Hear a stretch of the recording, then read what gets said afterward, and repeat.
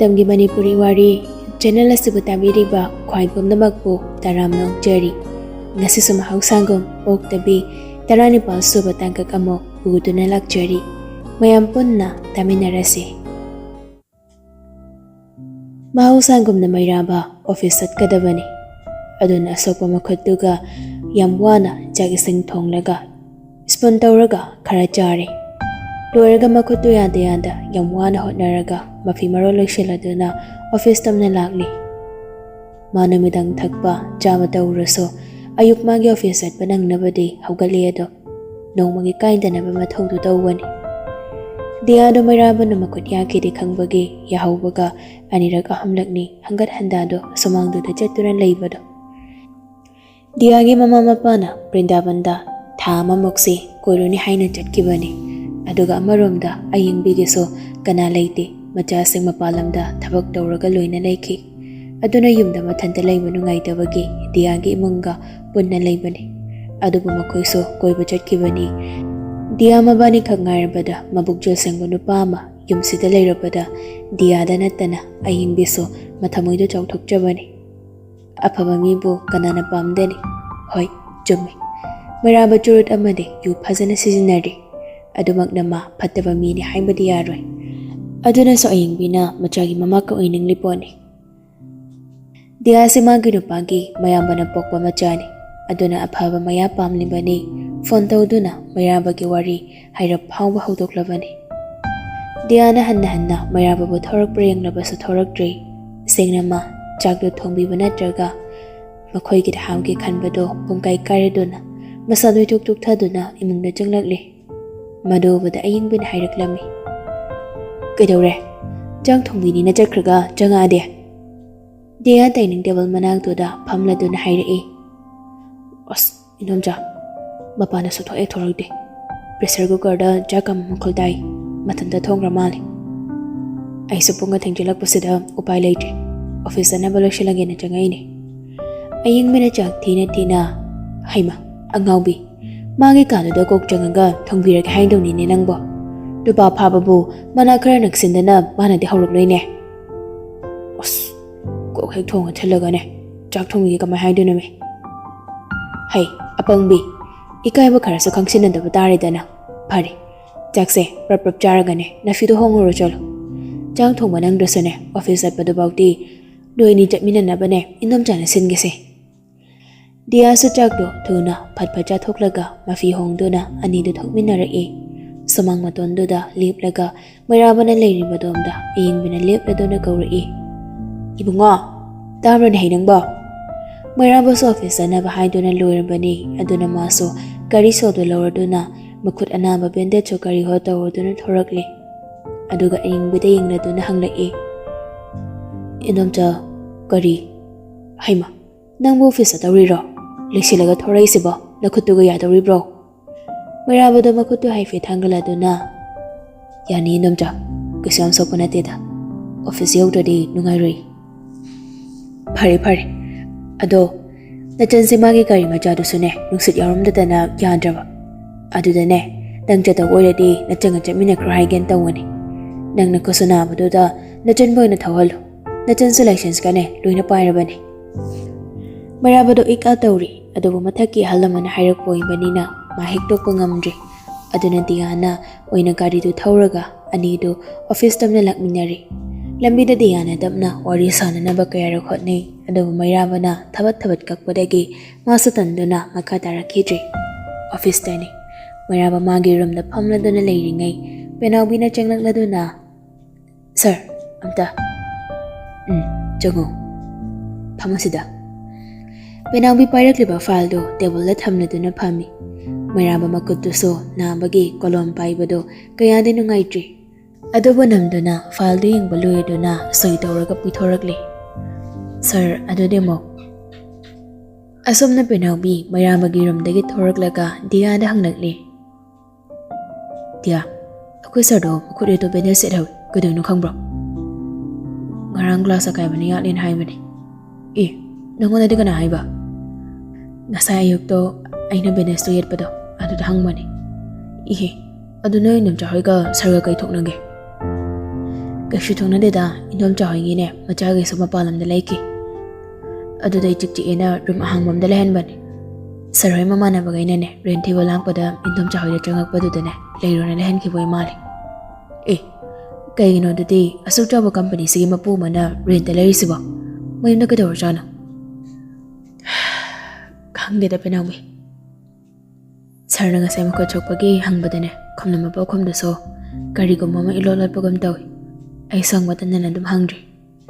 Sir gi ropa wari amadine soidana leiramgani. Ayama matamdasune sir sa magiramda changbadane ungduna talaybani.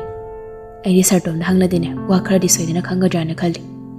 Nangna mabu singna khanboiradine koidana sir tomda hayo. Adoga khangdokna hotnaw. Diada wakal nga khalladuna ado luri sei sir tomda kayan hangdono. Ado sa chumini. Ado sargi nupi mo kayo na kaya ba daw? Ado gi sa inyo naramdaw mali. Nang nadagi mo na sandin mangam na ba? Ado miyari? Ado wala ko na nung sa tilay mo numidamada sartom sa na bahay sira. Ado may nga sisi. Sidahang mo daw sa nung ari si. Namoy tabak sina nang nasilo. Ani do sisi daw bahay na wata na kre. Asam da sa mayra magiramda doong nga pamla do na wari sari. Sir, kotse po kamay na. Kaisu daw dida. Karang glass niya at pani. Kuto nung ay jaga di sir, matang kara sa tilaw gasilaw biyo. Kaisu daw rida. Sikakiba. Ado, ay nanang kauri say, half amda taw biyo hain kina. Hekta hay biyo sir. Ay kotse, kitang chi. Pen kilaram talabiro gara. Ado hay gadaw ni. Tapi sa kahay gay bo, biyo na pang hay ba do, mino overpower daw o nilaw kini. Ado na, ay nanang wad hire siya ni. Ay sala ko da parag dada na atum leragdri. Yada sir, adugi bo ay lerugi, lapasunate. Asi haram naga tom sa toki, tom toki baga, ajoba na maraba da call tawragli. Tama, office da labor nang bo. Lagi tamo, kay lere. Hore nang halak pa da natay mo haram da hajilo. Kay lere ka tamo. Naubi ka sana ka do, may giniwer ka, babaga sa tilingin hay. Adugi lang wiro ba ni? Nanguna da baso ko irina sola galay rene. Hoy tamo, ay horen hajilangi. Pare dudi, ay mutami ko. Asom na susinta, jana ba ni, wakal na ni, masado ison sola do na, hipto na lady. Tanjada da thaw mo na, call tawragli. Santa phone do tam na ugla do na. Dataw ba? Kaido, konjol ga sida, nasangam da bra nang ba? Hoy. Karang day sa say ison sontay. Ko kita ngawba. Adoy ni. Kay no kharcha chalude na. New Year numiti tabag yamle. Kay tabag no da thawa. Thawa so kashu khanda na adum hairakli. Kari oilo ne akhoi gi tabag to ni dana. Da thawa ai shi gi sinpham se lepage da. Lep ke so handa ki sikak lura ga lepo. New Year ga special ni. Pasayam pai banu pa ni. Nangi photo uru badai ngawkhri na pa do. Aina nang waradi sol jawri harubani. Apama sol khudimag luina pigen hairi. Ai selga pamre da thawa. Isa se so handang marak sa gyano ngai di. Nangam ta dimuna kaluko handang na lasoi go shoiro. Ai nai ti ke piyo na haibada harong ni yari. Da thawa. Ai thawa na dum makha tarakle. Aina soi haidokrabani da nungai dri. Handagi ai ti ke se Aigi sir, ten ge khak oige. Aigi mai chuk tana ba nang nam tu selo. Pare, ai shu thamagi. Santa so wangang manang hongdri, thawa phone da tham ki baduda kari so hai ki dri. Taseng na ma sen pham si pam na chang ki banati. Laibak ti bu thodok amadagi som sel gi mayai na khong thang jelubani. Adubu ma taseng na maramba ka mungdong na thengna basina wakal honglawani. Som da maramba so office dagi halaglaga matay mo hoy mayum da lagli. Get mapan da horn kong bagi makol tama doda naubiga thoibiga do jan thoragli. Thoibina get hangdok la duna marama su kari do thaujilakli kari dagi kum tharak baga naubina hanglakli. Kaka, khotuti ka doiba. Ngarang ne akan sarubai ni sanade. Thoibi shungak neng la dun hanglai. Kari amuk tawri no nangbo. Sanabudi mung dane. Dang tamo hanga TV yang hawani. Itaima imung doina wari saurasi. Pare lao imung doina. Imungdani Nabina Kaka Nang say na lang ba kuding na kuy sekta sangami kuy kai sa dandro Mina mod ba mali adu sa pakang mod ba Mina hero mali hari ni Sana ba pang kalagon sundo na mo hanglagli Sana kakasibo hero mandra ne Sana na makuranda yung lado na Damil gi hero mali ne To ako'y sana na mali na hay si day Is masing ang sibo kem kangzadab siba Mali kayo Saksibi ng kangaga Mayraba do handakti Haurap nokla do na hayri Jumi Sana na hiba jumi Taybi na maragtatla do na Dati Nakochibo kamay do ni nang ba As Kasyo daw di ba itay ma Ado ngarang do Sintado kol tawra ami itay ma O Ma phone tawra piramba Nakochina Kang di itay ma Ay so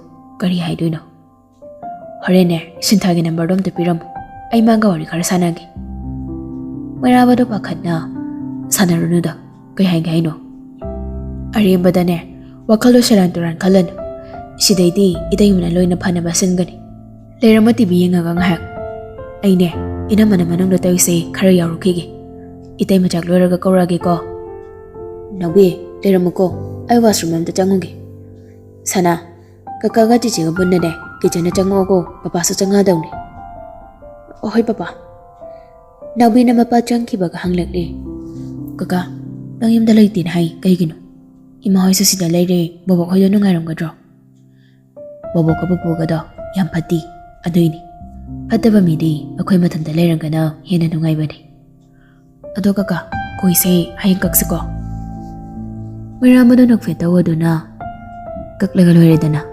Ado Nang exam gidi Larik yan parang ba Karado Wari do tama da Sana na hayragli Kaka Ay di rin tara ibo Handa exam da Mayrama na sana mo pang kalado na Very good Ado nito na Mayrama po ketagi Pers law toglaga Pesa kara sana na piri Kaka Mango na pesa piro nuko At chapo loy chatok radong ni Sana do Pesa no sa law shilando na Maraiting toglaga Majira michi ka kajeli Madam ngayak haw kito na Jag isang toglaba matong Handa na ba Mayrama sa toragli Now Amta ngay ko ni Ay na nga say hay mo daw Shintagi number dom da pira mo Itay ma Dili daw kreda Tawro siya ngo ni Ay ngonoy da ba nga ngasi kayo no Kaday no Pira mo ko Itay ma sidi Yam tazita mali Kakray raga Mayrama sa number do kakraba ni na Kay siya tawro roy kando na Phone do putogloy Taybi na kanteng lista tibada Sentahay na pangdraba do da Call lista mong yengi Ngarang da sana kiba wari oiba na Safe daw da ba number ma yoram ba do Taybi na law hawri Mayraba na Makataragli Itay masidi Ay ni itay mo daw Oy da bang angdok sa mga engkre Hoyda Ngarang wari saki hay do da ne Call lista yung rani yung bani Mayraba do call list kakaw da ba do Kang nining sanglagli Pakat na Itay ma Sintada di call do bigano Ay mangonda yet papaham tray itay ma Chalo Thank rani Ay tok daw jahorage ko Chalo Mayraba na halakpada Geto lom do na layrami Horn kong badagi Aying bigadiyahan ka do Punat horagli Mayraba ng gari dagi kumtabaga Mayraba Nang haying kay din Sumana tutok ko da balay di Han hayramu ko Natraga phone da ne Pau paurok pra kay no to Napingag taga layri Indom chahoy ne Nang chatoki pa do Nang sati ne Hoy indom cha Jojo Nang higanda jango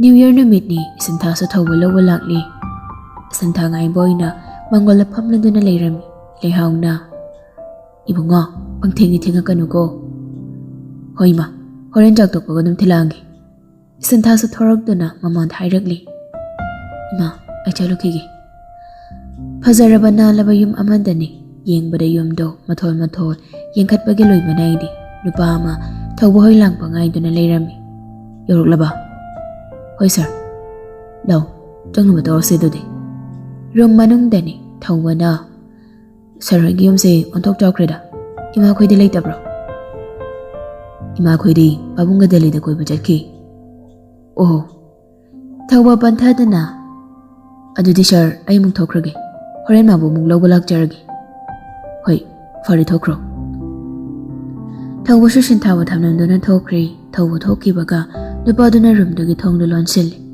ꯁꯤꯟꯊꯥꯒꯤ ꯃꯅꯥꯛꯇ ꯆꯪꯁꯤꯜꯂꯛꯇꯨꯅ ꯇꯞꯅ ꯐꯝꯊꯩ ꯁꯤꯟꯊꯥꯒꯤ ꯐꯖꯔꯕ ꯃꯩꯊꯣꯡ ꯍꯛꯆꯥꯡꯒꯤ ꯁꯥꯎꯡꯁꯥꯗ ꯀꯣꯛꯇꯣꯟꯗꯒꯤ ꯇꯞꯅ ꯇꯞꯅ ꯌꯦꯡꯊꯔꯛꯂꯤ ꯅꯨꯄꯥꯗꯨꯅ ꯀꯔꯦꯝꯅꯕ ꯃꯤꯠꯌꯦꯡ ꯑꯃꯒ ꯂꯣꯏꯅꯅ ꯍꯥꯏꯔꯛꯂꯝꯃꯤ ꯑꯁꯨꯛ ꯀꯨꯏꯅ ꯂꯣꯏꯅꯔꯛꯄ ꯅꯨꯄꯤꯁꯤꯡꯗ ꯇꯪꯀꯨꯝꯗ ꯁꯛꯅꯤꯡꯊꯤꯕꯤ ꯑꯝꯇꯁꯨ ꯊꯦꯡꯅꯔꯛꯈꯤꯗ꯭ꯔꯤ ꯃꯤꯐꯝ ꯍꯣꯡꯕ ꯉꯝꯗ꯭ꯔꯕ ꯅꯪꯒꯤ ꯍꯛꯆꯥꯡꯒꯤ ꯁꯕꯥꯟꯁꯤꯡꯁꯦ ꯎꯕꯗ ꯑꯩ ꯏꯁꯥꯁꯤ ꯂꯩꯇꯥꯐꯝ ꯈꯪꯗ꯭ꯔꯦ ꯁꯤꯟꯊꯥ ꯍꯩꯅꯗꯦ ꯍꯥꯏꯔꯨꯕ ꯌꯥꯕ꯭ꯔꯥ ꯃꯥꯒꯤ ꯁꯤꯟꯐꯝ ꯑꯣꯏꯔꯝꯕꯅꯤ ꯍꯩꯅꯗꯕ ꯂꯩꯇ꯭ꯔꯤ ꯑꯗꯨꯅ ꯇꯞꯅ ꯍꯥꯏꯔꯛꯂꯝꯃꯤ ꯅꯪꯒꯤ ꯑꯄꯥꯝꯕꯗꯣ ꯄꯤꯅꯕꯒꯤꯗꯃꯛꯇꯅꯤ ꯑꯩꯅ ꯃꯐꯝꯁꯤꯗ ꯂꯥꯛꯂꯤꯁꯤ ꯅꯪꯒꯤ ꯑꯄꯥꯝꯕ ꯈꯨꯗꯤꯡꯃꯛ ꯏꯐꯝꯗꯩ ꯂꯧꯔꯣ ꯑꯁꯨꯛ ꯅꯤꯡꯊꯤꯔꯕꯤ ꯅꯪꯅ ꯀꯩꯒꯤꯅꯣ ꯁꯤꯟꯐꯝꯁꯤꯗ ꯈꯣꯡꯊꯥꯔꯤꯕ ꯁꯤꯟꯊꯥ ꯆꯨꯝꯕꯥꯜ ꯂꯨꯆꯤꯟꯈꯠꯂ ꯅꯣꯛꯐꯦꯠ ꯇꯧꯗꯨꯅ ꯑꯍꯦꯟꯕ ꯋꯥ ꯉꯥꯡꯗꯨꯅ ꯑꯩꯕꯨ ꯃꯇꯝ ꯃꯥꯡꯍꯜꯂꯅꯨ ꯅꯪꯒꯤ ꯑꯄꯥꯝꯕꯗꯣ ꯏꯐꯝꯗꯩ ꯂꯧꯔꯣ ꯅꯨꯄꯥꯗꯨꯃꯁꯨ ꯃꯈꯥ ꯇꯥꯔꯨꯗ꯭ꯔꯤ ꯃꯇꯝ ꯉꯥꯏꯍꯥꯛ ꯍꯧꯈꯤꯗꯨꯅ ꯅꯨꯄꯥꯗꯨꯒ ꯉꯥꯏꯍꯥꯛ ꯂꯣꯏꯅꯔꯕ ꯇꯨꯡꯗ ꯁꯤꯟꯊꯥꯁꯨ ꯃꯐꯤ ꯃꯔꯣꯜꯗ ꯁꯝꯖꯤꯜꯂꯒ ꯊꯧꯕꯗ ꯀꯣꯜ ꯇꯧꯗꯨꯅ ꯀꯧꯈ꯭ꯔꯦ ꯑꯁꯨꯝꯅ ꯁꯤꯟꯊꯥ ꯃꯌꯨꯝꯗ ꯍꯜꯂꯛꯂꯤ ꯍꯜꯂꯛꯄꯒ ꯋꯥꯔꯗꯨꯅ ꯐꯃꯨꯡꯗ ꯄꯣꯞ ꯇꯥꯗꯨꯅ ꯍꯤꯞꯂꯤ ꯊꯣꯏꯕ ꯃꯆꯦꯒꯤ ꯅꯥꯛꯇ ꯆꯪꯁꯤꯜꯂꯒ ꯐꯝꯗꯨꯅ ꯍꯥꯏꯔꯛꯂꯤ ꯆꯤꯆꯧꯕꯤ ꯁꯤꯟꯊꯥ ꯍꯥꯏꯔꯞ ꯍꯧꯒꯠꯂꯗꯨꯅ ꯍꯥꯎ ꯀꯩ ꯏꯟꯁꯥꯡ ꯆꯥꯔꯒꯦ ꯍꯋꯥꯏ ꯆꯥꯏ ꯑꯗꯣ ꯆꯤꯆꯧꯕꯤ ꯉꯁꯥꯏ ꯃꯈꯥꯒꯤ ꯇꯣꯝꯕꯤ ꯍꯣꯏ ꯃꯤꯅꯥ ꯍꯣꯏ ꯑꯩꯅ ꯁꯥꯟꯅꯕ ꯆꯠꯄꯗꯅꯦ ꯁꯣꯏꯅꯥꯏꯕ ꯑꯉꯥꯡ ꯃꯄꯥ ꯂꯩꯇꯕ ꯃꯆꯥ ꯅꯆꯦꯅ ꯀꯣꯏꯆꯠ ꯆꯠꯂꯒ ꯅꯨꯄꯥ ꯀꯣꯏꯔꯒ ꯅꯨꯄꯥꯒꯤ ꯃꯔꯜꯅ ꯊꯥꯛꯄ ꯑꯉꯥꯡ ꯑꯅ ꯍꯥꯏꯔꯛꯂꯤꯕ ꯁꯤꯟꯊꯥ ꯃꯁꯥꯅ ꯐꯠꯌꯨꯡꯅ ꯐꯝꯂꯗꯨꯅ ꯃꯧꯄꯥꯒꯤ ꯃꯔꯦꯡ ꯆꯨꯝꯅ ꯄꯥꯏꯔꯒ ꯍꯥꯏꯔꯛꯏ ꯀꯅꯥꯅꯣ ꯑꯗꯨꯃꯥꯏꯅ ꯍꯥꯏꯔꯤꯗꯨꯕ ꯈꯪꯅꯤ ꯆꯤꯆꯧꯕꯤ ꯇꯧꯒꯦ ꯆꯠꯂꯣ ꯏꯃꯥꯒꯤ ꯃꯅꯥꯛꯇ ꯂꯩꯔꯨꯔꯣ ꯆꯠꯂꯣ ꯄꯩꯁꯥꯁꯦ ꯃꯃꯥꯒ ꯑꯆꯥꯄꯣꯠ ꯂꯩꯔꯨꯆꯣ ꯁꯤꯟꯊꯥ ꯊꯣꯏꯕꯗ ꯆꯃꯉꯥ ꯆꯞꯄꯤ ꯑꯃ ꯄꯤꯔꯗꯨꯅ ꯆꯠꯍꯟꯈ꯭ꯔꯦ ꯃꯥ ꯆꯠꯈ꯭ꯔꯕ ꯃꯇꯨꯡ ꯁꯣꯔ ꯐꯣꯏꯅ ꯍꯣꯜꯂꯤ ꯃꯃꯤꯠꯇꯨ ꯏ ꯀꯥꯅ ꯉꯥꯡꯁꯤꯜꯂꯤ ꯄꯦꯟꯗꯕꯅ ꯃꯁꯥꯗꯨ ꯅꯤꯛꯏ ꯌꯥꯝꯅ ꯀꯟꯅ ꯃꯁꯥꯗꯨ ꯐꯥꯖꯤꯟꯅꯕ ꯍꯣꯠꯅꯖꯩ